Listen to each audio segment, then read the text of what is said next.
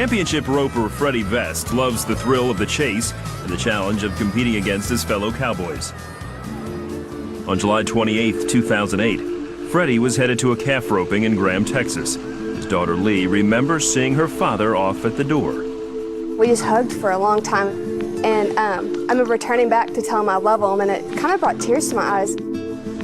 By 1 o'clock that afternoon, Freddie had made 3 successful calf roping runs. He was waiting to make his 4th when he suddenly dropped dead in the saddle. His friend Dennis McKinley recalls that day.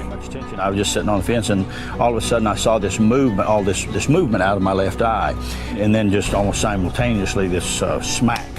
And I looked, and he was on the ground. I jumped off the fence, and I was the first one to him.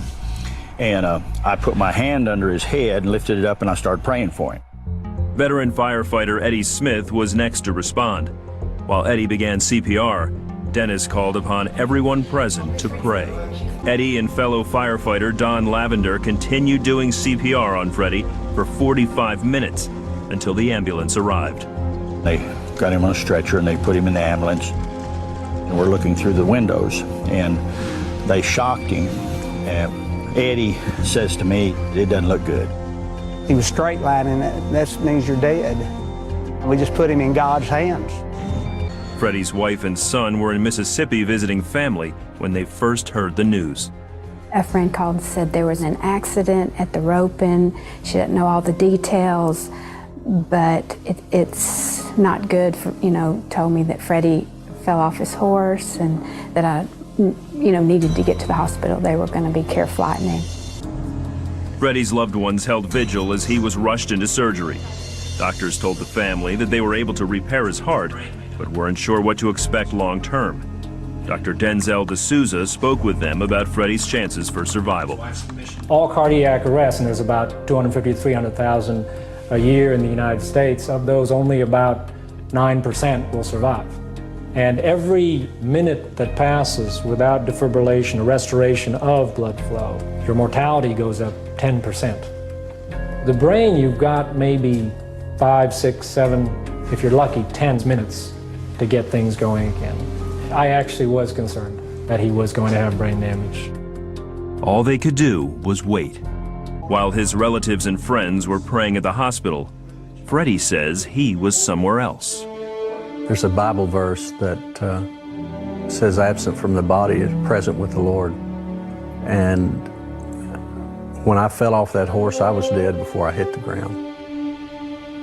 I was with the Lord, and He didn't allow me to see what heaven was like, but He let me experience what it felt like to be in heaven.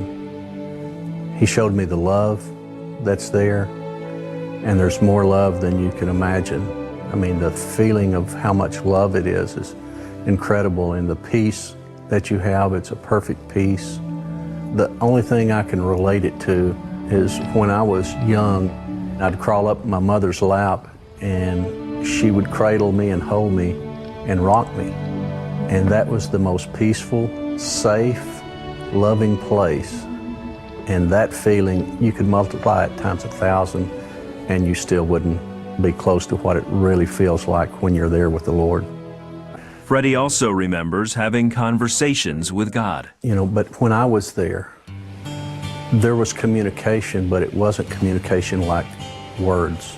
The communication was inside of me, and it was nothing that verbally or you would have ears to hear or a mouth to speak it. It was when God tells you something, you know it's Him. He allowed me to see the prayers that came up for me.